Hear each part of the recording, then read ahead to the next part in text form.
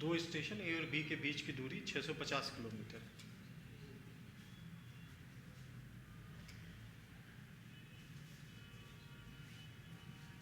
एक ट्रेन ए से और दूसरी बी से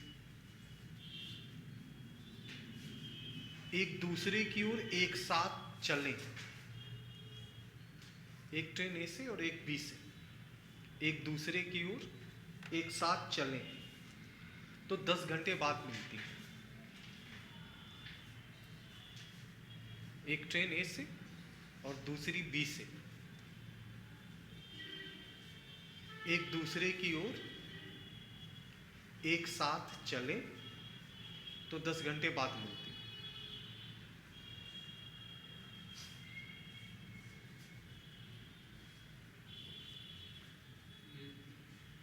यहाँ तक है, 10 घंटे बाद मिलती है। यदि बी से चलने वाली ट्रेन 4 घंटे 20 मिनट पहले चले,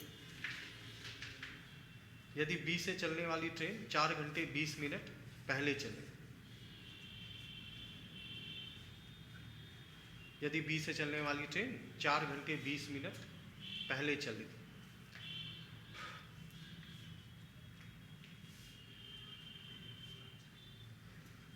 तो ट्रेन ए के रवाना होने के 8 घंटे बाद दोनों ट्रेनें मिलती हैं। तो ट्रेन ए के रवाना होने के 8 घंटे बाद दोनों ट्रेनें मिलती हैं। प्रत्येक ट्रेन की चाल कितनी है? प्रत्येक ट्रेन की चाल कितनी है?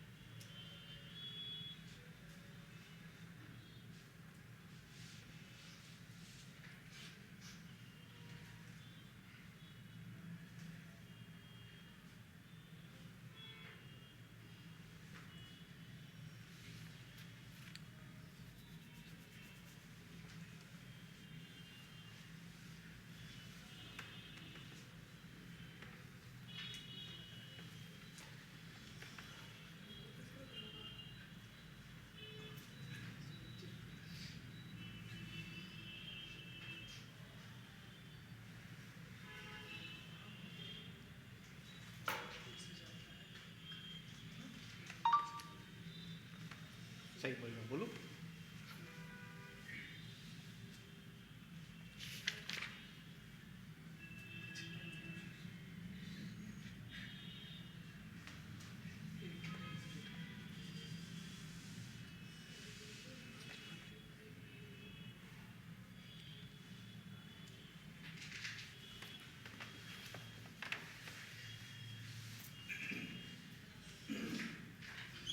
देखो पहली कंडीशन में बोला कि दोनों ट्रेनें, एक ट्रेन ए से चलती है बी की ओर, एक दूसरे की ओर चलती है, और दूसरी ट्रेन बी से चलती है और दोनों एक दूसरे की ओर चलती है। मतलब चलती कैसे? विपरीत दिशा में। और विपरीत दिशाओं में चालें तो उस कंडीशन में ट्रेनों को 10 घंटे लगते हैं मिलने में। ऐसा समझ नहीं होता। ये ट्रेनें मिलती है कितने घंटे बाद? 10 घंटे बाद। यानी 10 घंटे में दूरी कितनी तय करती है? तो 1 घंटे में दूरी कितनी तय करेंगे? 1 घंटे में तय की गई दूरी ही तो चाल होती है। चाल क्या होती है? 1 घंटे में तय की गई दूरी चाल है। तुम 1 घंटे में जितनी दूरी तय कर सकते हो वो तुम्हारी चाल है। तुम 1 सेकंड में कितनी दूरी तय कर सकते हो ये तुम्हारी मीटर पर सेकंड में चाल है। तुम 1 मिनट में कितनी दूरी तय कर सकते हो ये तुम्हारी मीटर पर मिनट में चाल है ना। चाल दौड़ने की या चलने की क्षमता। चाल क्या है? चलने या दौड़ने की क्षमता ही तो है। और आम भाषा में क्या होती है? आम भाषा में यही होती है कि तुम 1 घंटे में जो दूरी तय कर सकते हो वो प्रति घंटे में तुम्हारी चाल। मान लो तुम 1 घंटे में 6 किलोमीटर जा सकते हो तो तुम्हारी चाल कितनी?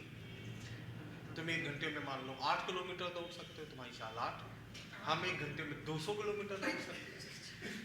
हम क्या हुआ? 2000 कर लो, सही। तो हमारी चाल 2000 किलोमीटर प्रति सेकंड कर लो।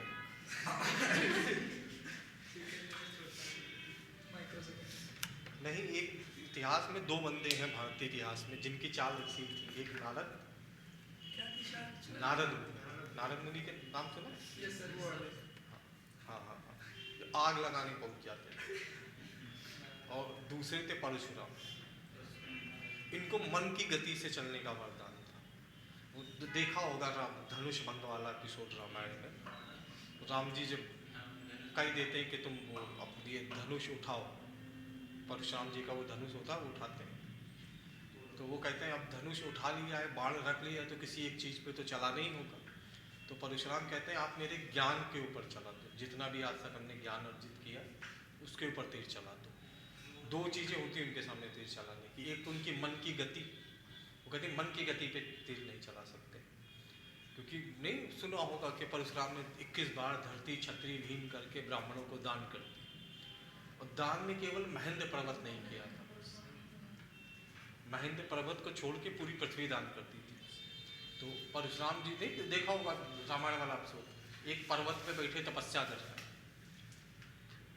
धनुष भंग की आवाज से उठ जाते हैं। तो महेंद्र पर्वत पे, महेंद्र पर्वत कहाँ है?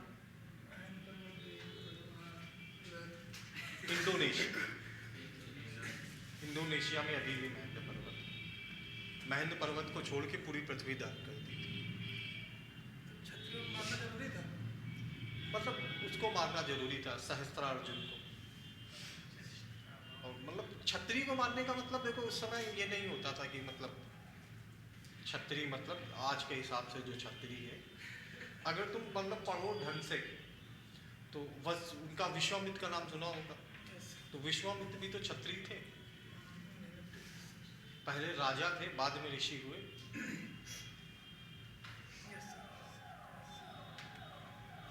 उस समय वाला सिस्टम नहीं था।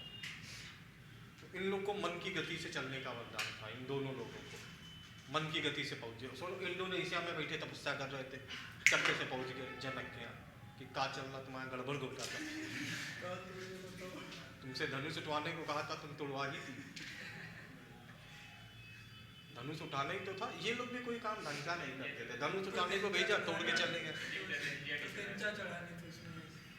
उठाना ही था खाली, धनुष तोड़ने वाली कोई बात ही नहीं।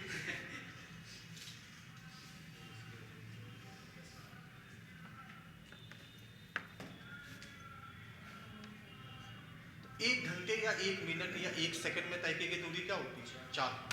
ये ट्रेनें विपरीत दिशाओं में थी, इसका मतलब इनकी चालें क्या हो गई? जुड़। तो पहली ट्रेन की चाल प्लस दूसरी ट्रेन की चाल, ठीक है। और दोनों ट्रेनों ने मिलकर 650 किलोमीटर की दूरी तय करी, कितने घंटे में? 10। तो इन दोनों ट्रेनों की चाल कितनी होगी? 65। हमको ये पता है कि दोनों की संयुक्त चाल 65, ये हमें पता है। फिर सवाल में एक दूसरी कंडीशन बोली। दूसरी कंडीशन ये बोली कि ये दोनों ट्रेन एक साथ ना चले। जो बी वाली ट्रेन है वो 4 घंटे 20 मिनट पहले ही चले। सेकंड कंडीशन है ना कि जो ट्रेन स्टेशन बी से रवाना हुई है वो 4 घंटे 20 मिनट पहले ही चलते। तो 4 घंटे 20 मिनट में ये ट्रेन कुछ ना कुछ दूरी तय करेगी। 4 घंटे 20 मिनट में ये ट्रेन कुछ ना कुछ क्या करेगी? दूरी तय करेगी। मान लो यहाँ से यहाँ पहुंच जाएगी, इतना बहुत है, और चला दे। 4 घंटे 20 मिनट में यारी ट्रेन यहाँ से चल के यहाँ कहाँ आ गई? यहाँ। अब ये ट्रेन यहाँ पे खड़ी और वो ट्रेन उधर। अब दोनों ने फिर एक साथ चलना शुरू किया। 4 घंटे 20 मिनट बाद तो यारी ट्रेन भी चलती है ना, तो दोनों ट्रेनें साथ में चल। जब दोनों ट्रेनें साथ में चलेंगी तब इनकी चाल कितनी होगी? 65। तो 4 घंटे 20 मिनट बाद ये ट्रेन यहाँ पहुंचेगी और इधर की ओर चलेगी, और ये ट्रेन इधर से चलना शुरू करेगी। दोनों साथ में चलेंगे, और जब साथ में चलती है तो चाल कितनी होती है? उसके 8 घंटे बाद ये ट्रेनें मिलेंगी, ऐसा सवाल में बोला है। तो 65 की चाल से 8 घंटे में तय की गई दूरी 520 हो जाएगी। गुणा तो करीब लोगे, 65 × 8 गुणा हो जाएगी। टोटल दूरी कितनी थी? 650। 650 में से यहाँ से लेके यहाँ तक की दूरी कितनी? 520। तो ये वाली दूरी कितनी? 130। तो ये 130 किलोमीटर की दूरी किस ट्रेन ने तय करी? और कितने घंटे में? 4 घंटे 20 मिनट। 20 मिनट को भी घंटे में बदल लो। मिनट को घंटे में बदलने के लिए क्या करते हैं? 60 से भाग। मिनट को घंटे में बदलना हो तो 60 से भाग, तो 20 मिनट को 60 से भाग करोगे तो 20/60 हो जाएगा। 4 सही 1/20/60 यानी 1/3 ही तो होगा ना। 4 सही 1/3 यानी 4 3 12 12 1, तो यानी यहाँ घंटे कितने लगे 13/3 घंटे में कितनी दूरी, इधर 13 इधर 130, हाथ फड़फड़ा रहा हो।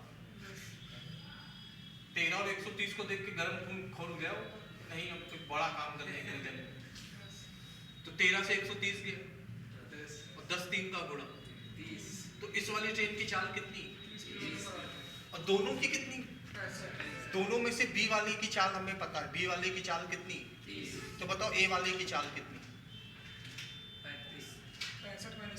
65 - 30 कितना, 35। समझ में आ नहीं आया।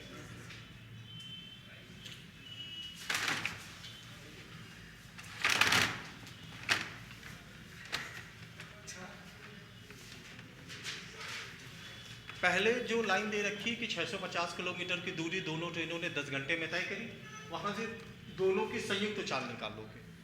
चाल कैसे निकालोगे, कुल दूरी जो 650 है बटे समय जो 10 घंटे, तो दोनों की चाल कितनी आ जाएगी 65। अब वो ट्रेन 4 घंटे 20 मिनट में कुछ दूरी अकेले तय करेगी, अकेले चलना शुरू किया, और 4 घंटे 20 मिनट बाद ये जो ए वाली ट्रेन है ये भी चलना शुरू करेगी, तो बी वाली भी चल रही, ए वाली भी चल रही, मतलब दोनों ट्रेनें चल रही, और जब दोनों ट्रेनें चलेंगे तो चाल कितनी होगी 65। उस सिचुएशन में कितने घंटे बाद ये ट्रेनें मिली, तो 8 घंटे बाद सवाल में बोला है, ठीक है। तो 65 की चाल से 8 घंटे में तय की गई दूरी, तो दूरी तो चाल गुणे समय ही होती, दूरी बराबर चाल गुणे समय, चाल है 65, 8 से गुणा किया तो दूरी कितनी 520, टोटल दूरी कितनी 650, 650 में यहाँ से यहाँ तक की दूरी है 520, तो ये वाली दूरी कितनी बची 130। अब समय भी मालूम है कि यहाँ समय दूरी है 130 और समय भी मालूम है 4 घंटे 20 मिनट, बस करना क्या है मिनट को घंटे में बदलना है, तो मिनट को घंटे में कैसे बदलते हैं 60 से भाग करते हैं, तो 20 को 60 से भाग किया तो घंटे कितने आ गए 4 सही 1/3 यानी 13/4, ठीक है। चाल क्या होता है, चाल होती है दूरी बटे समय, दूरी 103 और समय है 13/3, तो 13/3 कहाँ जाएगा 13 से 130 गया 10, 10 3 का गुणा, अब इस ट्रेन की चाल है 30, दोनों की है 65, तो दूसरे की कितनी 35। देखो अब इस लेसन के जो सवाल है वो है सबसे बवाली सवाल,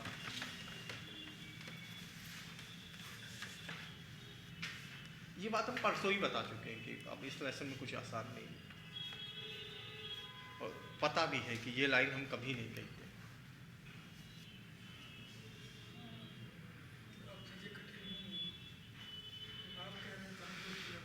अरे ये लेसन बड़ा घटिया है, ज़्यादातर बच्चे जो जिनको मैथ आती है उनको भी इसी लेसन में आके दिक्कत होती है, वैरायटी बहुत ज़्यादा है इसमें, और कैलकुलेशन करने के लिए कुछ होता नहीं, दिमाग लगाना पड़ता है। अब इस सवाल के सोल्यूशन में है ही क्या, तुम कॉपी में तुमने क्या ही नोट कर लिया होगा, अगर 4 दिन बाद तुम रिवीजन करने की सोचो यही सोल्यूशन देख लो तो कुछ याद ही नहीं आएगा कि पता नहीं क्या करा था।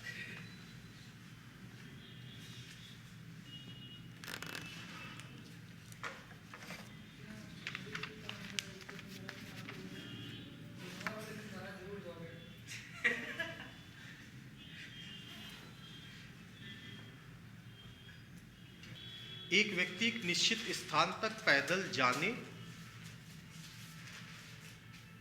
एक व्यक्ति एक निश्चित स्थान तक पैदल जाने तथा घोड़े द्वारा वापस आने में, नवाबी देखो घोड़े से आ रहा है, एक व्यक्ति एक निश्चित स्थान तक पैदल जाने तथा घोड़े द्वारा वापस आने में कुल 6 घंटे 15 मिनट का समय लेता है। पैदल जाने और घोड़े से वापस आने में 6 घंटे 15 मिनट का समय लेता है।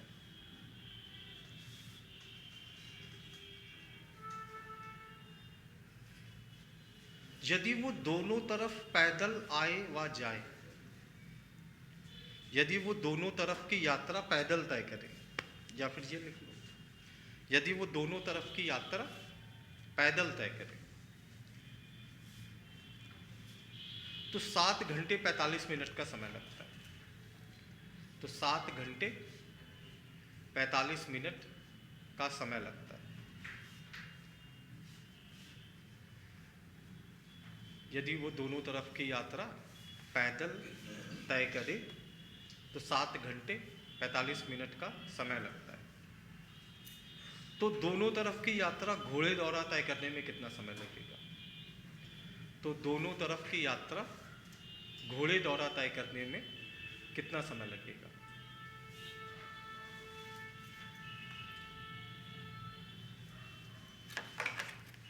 तो दोनों तरफ की यात्रा घोड़े द्वारा तय करने में कितना समय लगेगा?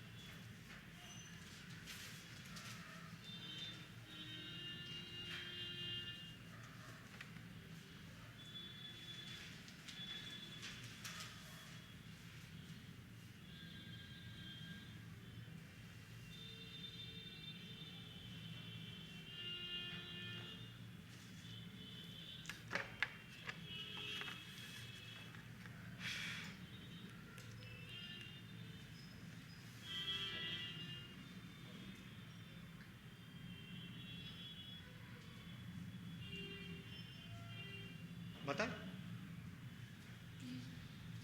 देखो, इन सवालों को लगाते समय थोड़ा रियलिटी से हटके सोचना पड़ता है। मतलब हकीकत पे अगर जाओगे तो फिर सवाल नहीं कर पाओगे, थोड़ा इमेजिनरी होना पड़ता है। इसमें हम लोग ये मान के सवाल करते हैं कि पूरी सड़क सुनसान है। नहीं, दिन ही रखो, पूरी सड़क सुनसान है, ठीक, तुम ही अकेले रोड पे चल रहे हो। जैसे मान लो एक स्थान, समझने के लिए मैं बता रहा हूं, एक स्थान ए से बी तक जाना है, ठीक है, जाने में कुछ ना कुछ टाइम लगेगा। मान लो जाने में समय लगा 16 मिनट, ठीक है, फिर तुरंत वापस आना है, तो वापस भी आने में कितना समय लगेगा? 16 मिनट। इसको लगाने का ये कॉन्सेप्ट यूज करना पड़ता है, जबकि हकीकत में ऐसा नहीं होता है। हम लोग अगर पैदल भी चल रहे हैं तो जब पैदल चलना शुरू करते हैं तो थोड़ा तेज चलते हैं, और जब अच्छी खासी डिस्टेंस ट्रैवल कर लेते हैं तो हम लोग की स्पीड स्लो हो जाती है ना। हम लोग की चाल अप डाउन होती रहती चलाते समय। सड़क खाली है तो गाड़ी की स्पीड बढ़ा ली, थोड़ा ट्रैफिक है तो स्पीड कम कर ली, उल्टे सीधे मोड़ है तो स्पीड एकदम कंट्रोल में रख के चलाना। हम लोग की स्पीड, जो गाड़ी हम लोग ड्राइव करते हैं वो अप डाउन होती रहती है। पर ये किताबी लोग हैं, इनमें ये माना जाता है कि अगर ये पैदल गया है और जाने में 16 मिनट लगे तो आने में भी फिर 16 ही मिनट लगेंगे। ऐसा कहाँ होता है हम लोग के साथ? वैष्णो देवी की चढ़ाई देखो, कितनी जोश में चढ़ते हो। गए वैष्णो देवी, शुरुआत में कितने जोश में बंदा चढ़ रहा होता है। हम पहली बार जब गए तो सब लोग छड़ी ले रहे थे, हमने कहा हम क्या करें छड़ी लेकर। बीएससी फाइनल ईयर के स्टूडेंट रहे थे, सब लोग छड़ी या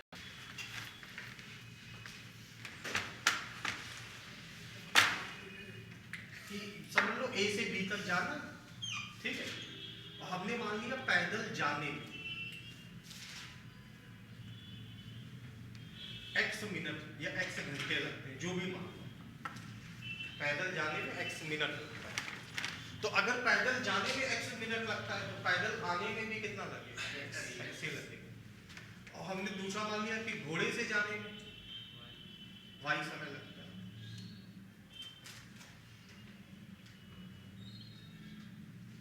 ठीक है।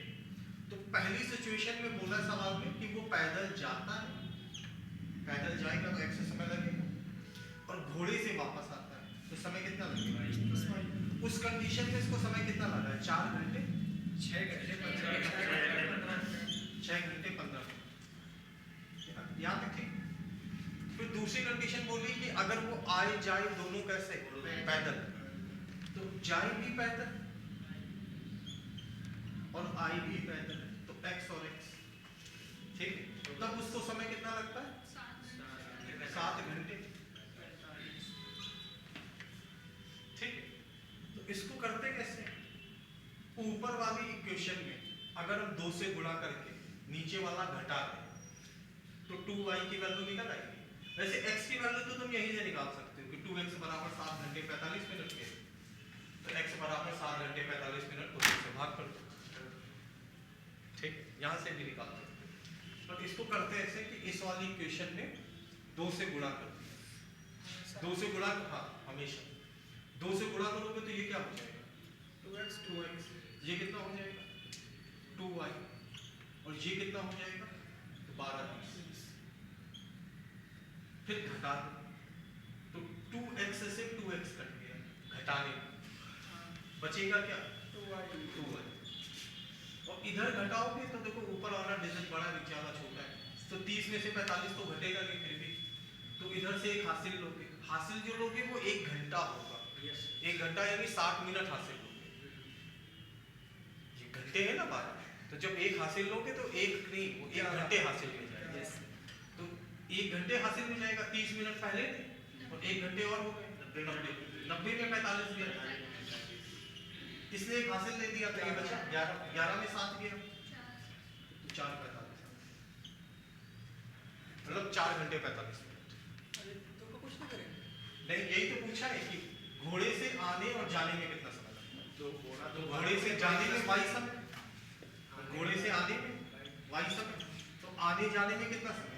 2y तो चाहिए। आप सर 3 आंसर बता रहे, हमने नहीं बताया था, तो ऑप्शन वो तो ऑप्शन में था ये था।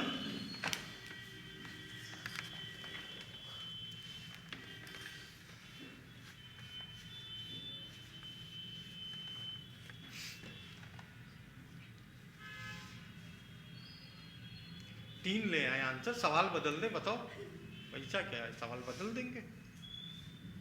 यही याद है,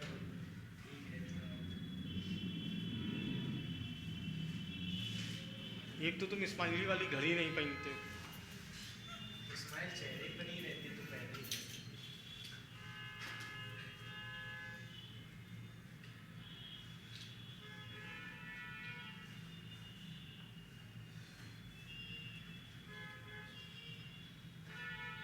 समझ में आया है? देखो सीधी बात अब बता रहे कि अलग अलग कन्वेंस वाला जो टाइम दिया होता है, अलग अलग कन्वेंस मतलब जैसे तुम गए पैदल और लौटे घोड़े से, तो आने जाने का कन्वेंस अलग अलग है ना, कि हम पैदल गए और घोड़े से लौटे। जैसे सवाल में दे दे कि घोड़े से गया और बाइक से लौटा, या फिर दे दे बाइक से गया और कार से लौटा, ठीक है, पैदल गया और साइकिल से लौटा, तो अलग अलग कन्वेंस है ना। तो जो अलग अलग कन्वेंस वाला टाइम होता है वो दुगना कर देते हैं, डबल। जो अलग अलग कन्वेंस वाला टाइम होता है वो दुगना करके बस घटा देते, आंसर आ जाता है। अलग अलग कन्वेंस वाला जो टाइम दिया होगा उसको दुगना कर दो, दुगना करके घटा दो, आंसर आ जाएगा। मतलब एक्स वाई लिखना भी नहीं पड़ेगा, आंसर आ जाएगा। मतलब ये तो समझने के लिए है कि अगर किसी को समझाना हो तो एक्स वाई लिख के समझाओ, खुद को एग्जाम में करना हो तो बस यही तरीका यूज़ करना चाहिए कि जो अलग अलग कन्वेंस में लगने वाला समय है, तो पहले समझो तो अलग अलग कन्वेंस है क्या। अलग अलग कन्वेंस का मतलब जैसे तुम गए पैदल लौटे घोड़े से, अलग अलग हो गया आना जाना। जैसे गए तुम बाइक से और लौटे जहाज से, अलग अलग कन्वेंस हो गया। गए तुम इंसानों की तरह, लौटे तुम आत्माओं की तरह, अलग अलग कन्वेंस। तो उड़ते हुए आ रहे बढ़िया, अलग अलग कन्वेंस हुआ ना। तो अलग अलग कन्वेंस वाला टाइम दुगना कर देते हैं, और जो दूसरा टाइम दिया होता है, 2 टाइम दिए ना सवाल में, बस घटा। इसमें अलग अलग कन्वेंस वाला टाइम कौन है? तो 6 घंटे 15 मिनट। 6 घंटे 15 मिनट कब लगे? जब वो बंदा गया है पैदल और लौटा है किससे? घोड़े से। तो उसको दुगना कर दो, तो 6 का दुगना 12 और 15 का दुगना 20, और दूसरा वाला टाइम घटा। तो दूसरा वाला टाइम क्या है? भगवान चाहेगा तो घटा दो, घटा तो लोगे, है ना। बस यहाँ पे 1 घंटे हासिल दोगे तो ये 90 मिनट हो जाएगा, 1 घंटे में 60 मिनट हासिल आएगा, क्योंकि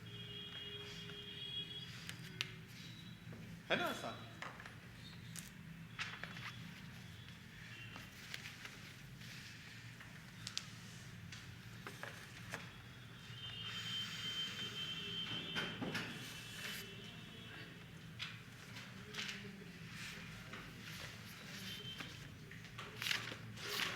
इसी में कभी कभी थोड़ा बहुत दिमाग भी लगाना पड़ता है, तो वो तो लगा ही लोगे।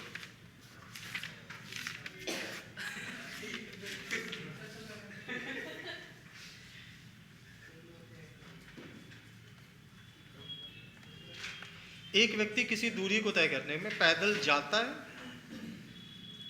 एक व्यक्ति किसी दूरी को तय करने में पैदल जाता है तथा घुड़सवारी द्वारा वापस आता है। Horse riding. एक व्यक्ति किसी दूरी को तय करने में पैदल जाता है तथा घुड़सवारी द्वारा वापस आता है, और इस पूरी प्रक्रिया में 4.5 घंटे लगते हैं।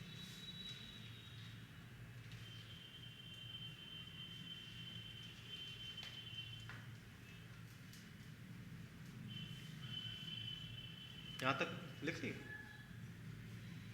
इस पूरी प्रक्रिया में 4.5 घंटे लगते हैं, 4 घंटे 30 मिनट। यदि वो उस दूरी को पैदल जाए तथा वापस आए, पैदल, यदि वो उस दूरी को दोनों तरफ पैदल चलकर तय करे, यदि वो उस दूरी को दोनों ओर पैदल चलकर तय करे तो 8 घंटे 20 मिनट का समय लगेगा। यदि वो उस दूरी को दोनों ओर पैदल चलकर तय करे तो 8 घंटे 20 मिनट का समय लगेगा। यदि वो उस दूरी को दोनों ओर पैदल चलकर तय करे तो 8 घंटे 20 मिनट का समय लगेगा। घुड़सवारी द्वारा आने जाने में कुल कितना समय लगेगा?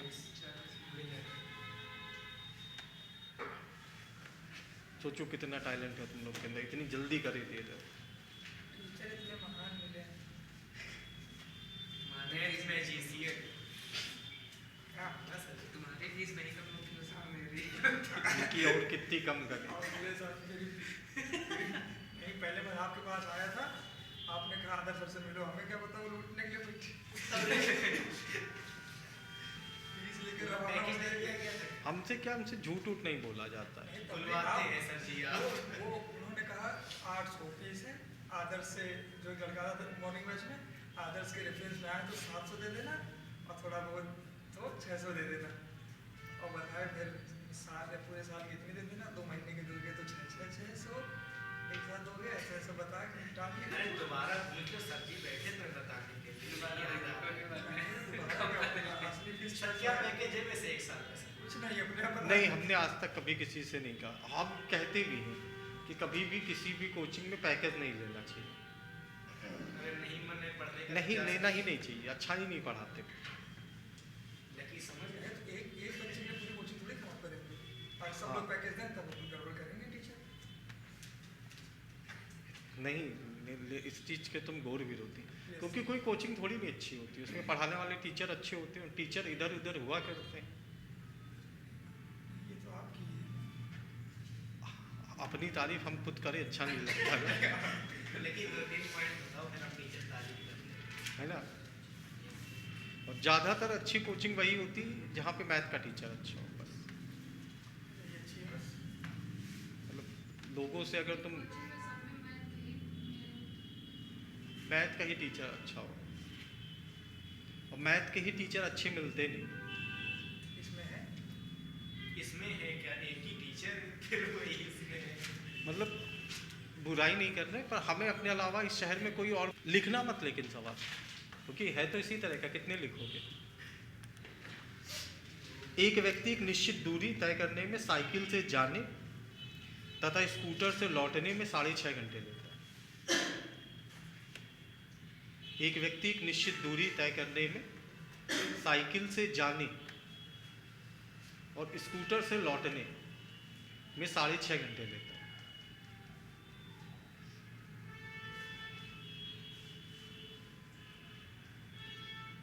यदि वो दोनों ओर साइकिल से जाए,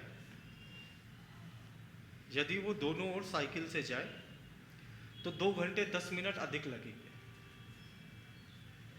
यदि वो दोनों ओर साइकिल से जाए तो 2 घंटे 10 मिनट अधिक लगेंगे। यदि वो दोनों ओर साइकिल से जाए तो 2 घंटे 10 मिनट अधिक लगेंगे। तो दोनों ओर स्कूटर से जाने में कितना समय लगेगा? तो दोनों ओर स्कूटर से जाने में कितना समय लगेगा?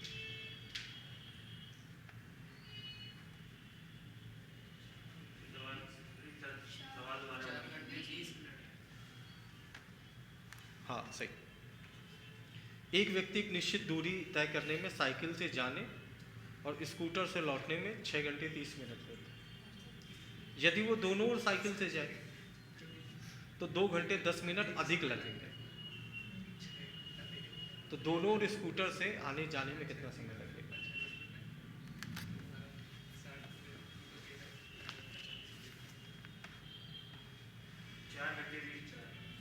यही आ रहा 4 घंटे 20 है ना?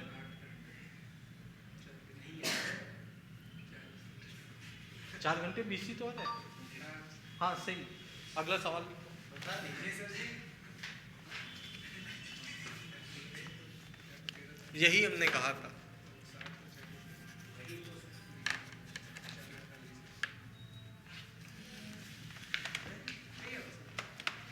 देखो साइकिल से जाने और स्कूटर से लौटने में 6 घंटे 30 मिनट लगते हैं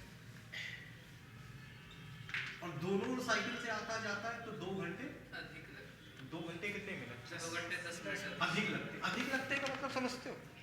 6 घंटे। जैसे मान लो इनको 2 घंटा मारे, तुम्हें 5 अधिक मारे, बताओ तुम्हें कितने पड़े? बात समझे? यहाँ लग रहे थे 6.5 घंटे और यहाँ 2 घंटे 10 अधिक लगते हैं मिनट। 2 घंटे 10 मिनट अधिक, यानी यहाँ लग कितने रहे?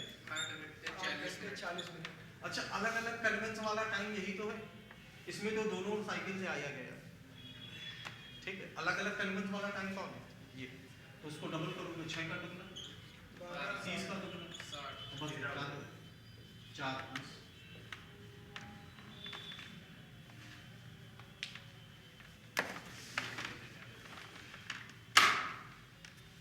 आसान है, मैथ होती ही आसान है।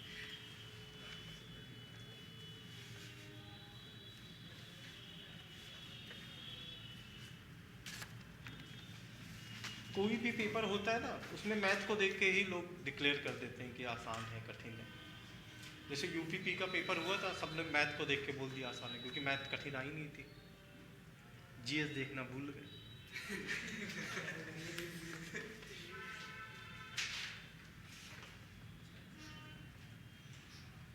ध्यान ही नहीं दिया कि जीएस तो फंसी नहीं रही। सबने बोला पेपर आसान है, आसान है, आसान है। यूपीजीके का नामो निशान नहीं। क्या चीज़? यूपीजीके का नामो निशान नहीं। यूपी जी के, पता यूपी इतना अनोखा स्टेट है कि यूपी के किसी पेपर में यूपी जी के आता ही नहीं। मतलब 1-2 क्वेश्चन भले आ जाए, वो भी कभी आता ही नहीं। ना वीडियो में आए, ना लेखपाल में आए, ना यूपी कांस्टेबल से उम्मीद थी, इसमें भी नहीं है। यूपी का जीके नहीं पूछते, जैसे यहाँ का जीके कुछ है ही नहीं। और यही तुम एमपी का पेपर दे लो, राजस्थान का पेपर दे लो, तो उसमें 8-8, 10-10 क्वेश्चन देते हैं। एमपी जीके में एमपी के, यूपी का नहीं, राजस्थान का पेपर है तो राजस्थान से रिलेटेड, वहाँ का लोकल ट्राइब से रिलेटेड क्वेश्चन 8-10 होते हैं। यूपी में पूछते ही नहीं यूपी के बारे में। सर जैसे अदर स्टेट के पुलिस के फॉर्म आते हैं, जैसे एमपी पुलिस का आया, यूपी का जो एस्पिरेंट है वो भर सकता है। हाँ एग्जाम वगैरह सब वहीं होगा। वही होगा, और नहीं तो तुम्हारे पेपर तुम्हारे घर के बगल में करवाएंगे। हम लोग एमपी का सबसे अच्छा पेपर होता है, सबसे अच्छा। एमपी पुलिस, हाँ बहुत अच्छा पेपर होता है। मतलब हम लोग उसके इक्वल एलिजिबल हैं वहाँ के। हाँ बस जैसे ये, जैसे तुम हो ना, जैसे मान लो ओबीसी है, मान लो, तो वहाँ पे हम ओबीसी में नहीं काउंट होंगे, यूआर में काउंट होंगे। बस ये हो, यूआर अनरिजर्व कैटेगरी। तो अगर तुम ओबीसी हो, एससी हो, एसटी हो, तो भी तुम यूआर में ही रहोगे। जनरल अरे यूआर होता, जनरल कुछ होता ही नहीं है, जनरल कुछ नहीं होता, अनरिजर्व यूआर। समझने के लिए जनरल बोल सकते हैं। हाँ नहीं, जनरल नहीं हो, तो लोग गलत समझने लगते हैं। You are unreserved category. फिर उनको लगने लगता है कि 50% सीट में कोई और नौकरी ले कैसे सकता है, तो उनको ये लगने लगता है। तो स्कीम क्लियर होनी चाहिए।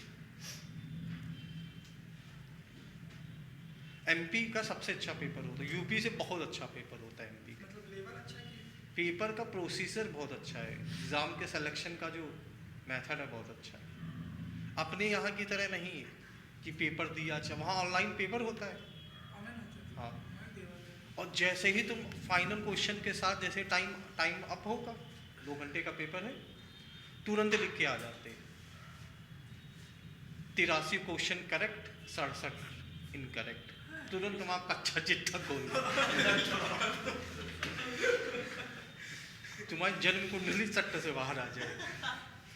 मतलब देख, यूपी पुलिस का पेपर हुआ था, कितने की 110, 120, 125, 130, 135 ऐसे लड़कों ने किए थे क्वेश्चन, और फिर बाद में पता चला 100 भी नहीं सही है। वहम में जीते रहते हैं कि 130 सही थे। कहाँ से आंसर मिला? यूट्यूब से मिलाया था। कई लोग तो मिला ही नहीं दोबारा, मतलब ऑफिशियल आंसर की नहीं मिला, यूट्यूब चैनल के सारे बैठे रहे। एमपी में सब लफड़ा नहीं, तुरंत दे देते हैं कि तुमने इतने क्वेश्चन सही किए, इतने क्वेश्चन गलत किए। सर कट ऑफ कैसे रिजल्ट पर 48 घंटे के अंदर। कोई उम्मीद नहीं। जब तुम्हारे कर्मों का फल दे ही दिए तो रिजल्ट ही तो देना है। जैसे आज इस संडे को पेपर है, इसी संडे को हो गया, मंडे या ट्यूसडे शाम तक रिजल्ट आ जाएगा, और 1 महीने के अंदर डाउनलोड करवा देंगे। मतलब पेपर देने से 1 महीने के अंदर ट्रेनिंग शुरू। एमपी बहुत अच्छा है इन सब चीज़ों में। हम जैसे जनरल में जैसे हम लोग जाते वैसे उधर हाँ हाँ, बल इतना नहीं जाता। यूपी बिहार बहुत पढ़ता, यूपी बिहारी अपने यहाँ बच्चे बहुत पढ़ते हैं, वहाँ इतना नहीं पढ़ते हैं। हर एक जगह की अलग अलग कल्चर है, रिचुअल्स हैं। अपने यहाँ पढ़ाई पे ही बड़ा फोकस किया जाता है, अपने यहाँ बिहार पे जबकि बहुत फोकस करने वाली कोई चीज़ नहीं होती पढ़ाई, बहुत ही ज़रूरी नहीं है, पर अपने यहाँ बहुत ज़रूरी माना जाता है। तुम यहाँ से तुम बीएड के एंट्रेंस नहीं होते हैं, यूपी से भर दो तुम बीएड एंट्रेंस, कुछ दूरी 8 घंटे में तय करती है। एक कार कुछ दूरी 8 घंटे में तय करती है। यदि इसकी चाल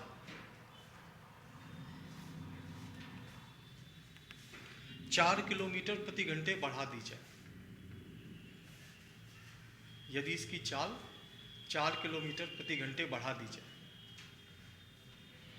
तो यही दूरी तय करने में 7.5 घंटे लगेंगे। एक कार कुछ दूरी 8 घंटे में तय करती है।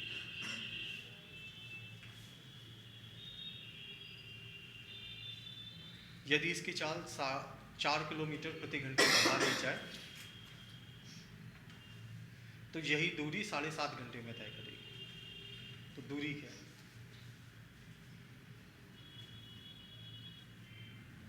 7.5 घंटे सही पढ़े। ये मतलब सी हाँ हाँ, यदि इसकी चाल 4 किलोमीटर प्रति घंटे बढ़ा दी जाए, तो यही दूरी 7.5 घंटे में तय करेगी। तो दूरी क्या है?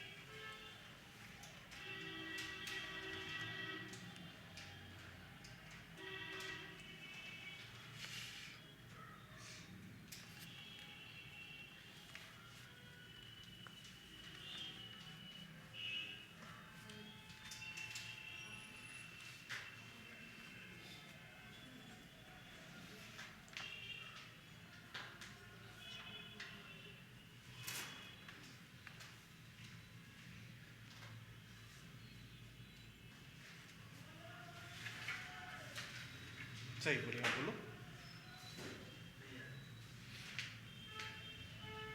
तुम्हारा जैसा बताओ योग्य लड़का नहीं लगा पाता, तो ये लोग तो कितना 60 किलोमीटर। सही, बढ़िया।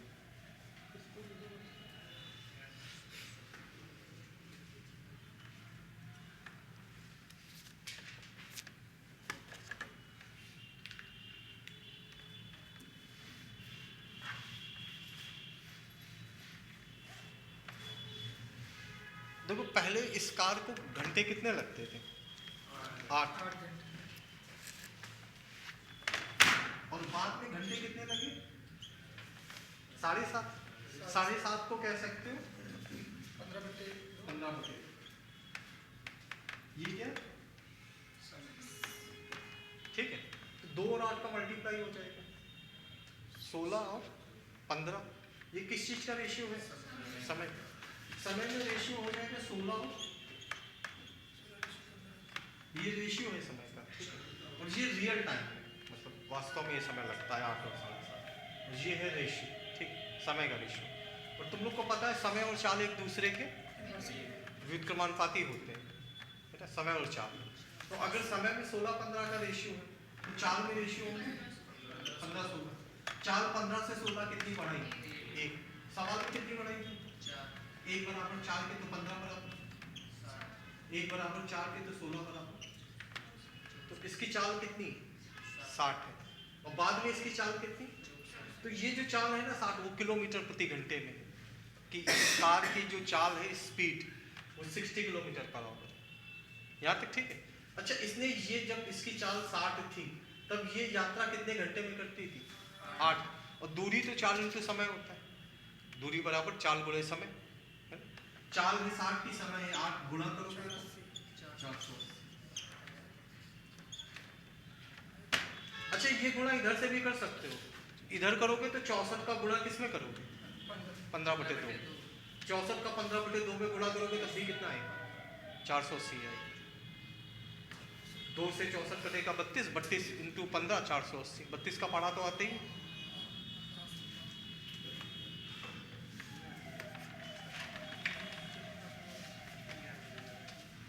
फिर से बताएं।